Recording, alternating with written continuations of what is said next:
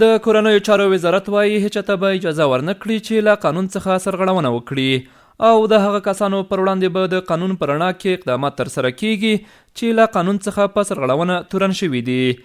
د کورنیو چارو وزارت یو پلاوی د کابل ښار په 2مه حوزه کې د هغه ځوان کورنۍ ته د خواخوږۍ او بخښنې غوښتلو په موخه ورغلی چې څو ورځې وړاندې د اسلامي امارت د ځواکونو له لوري په ډزو وژل شوی و.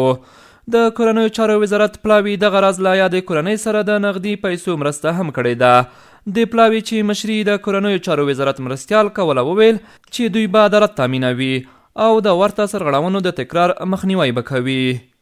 نو دغه پیښه باندې چې بله ورځ په کابل کې شوې ده ټول قیادت غمجن دی، د اسلامي امارت ټول مشران پې غمجن دي.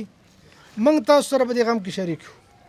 د دې هم درته اطمینان درکوو چې هغه څوک په خولې باندې وینا په الفاظو باندې کوي چې وایي دې کورنۍ ته یا دغه زورېدلو دغه دردېدلو ورونو ته دې دپاره د عدالت او د دې دپاره د عدالت ورکړی شي، نو بالعملا هغه خلک چې د هغوی نه د عمل خطاً صادر شوی دی هغه نیول شوي دي، فلحال بندیان دي، هغه تاسو ته یعنې ستاسو فیصلې ته سپارل شوي دي. د وژل شوي کس کورنۍ د کورنیو چارو وزارت له دې اقدام څخه هرکلی کړی دی چې دوی ته د خواخوږۍ وړاندې کولو په موخه ورغلي دي.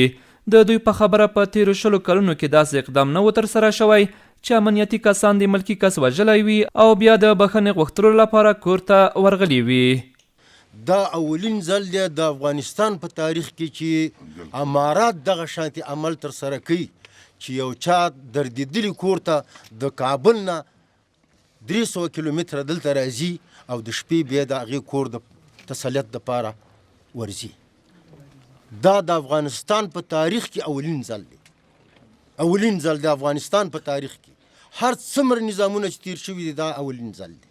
ستاسو د کور ودانې خدا دې سره ښه وکاندي فرد تاسو سره. د کابل ښاریان هم د کورنیو چارو وزارت د اقدام ستاینه کوي او وایي چې له ورته تېروتنو څخه باید مخنیوی وشي.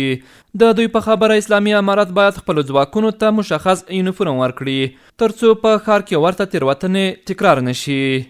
نو په دغه اقدام باندې خصوصا زه خپله ډېر خوشحاله یم.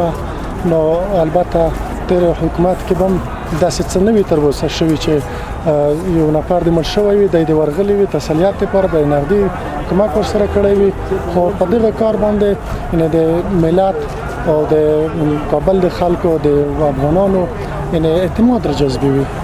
از این اقدام ما بسیار خرسند هستیم به خاطر که به خاطر غمشریکی از رفتنک خب یک سوان شده بود، مگر ما بسیار خوش هستیم به خاطر که غمشریکی از شده به خاطر غمشریکی از رفتنک و یا یک صبر یک واقع غمشریکی به خاطر از که یا رفتنک و غمشریکی کردنک اونا شاید کمه، اگر درد دلشون زیاد نه کم شده حتما به خاطر که یک مقام عالی رتبه امارت اسلامی رفتک و غمشریکی هم کرد.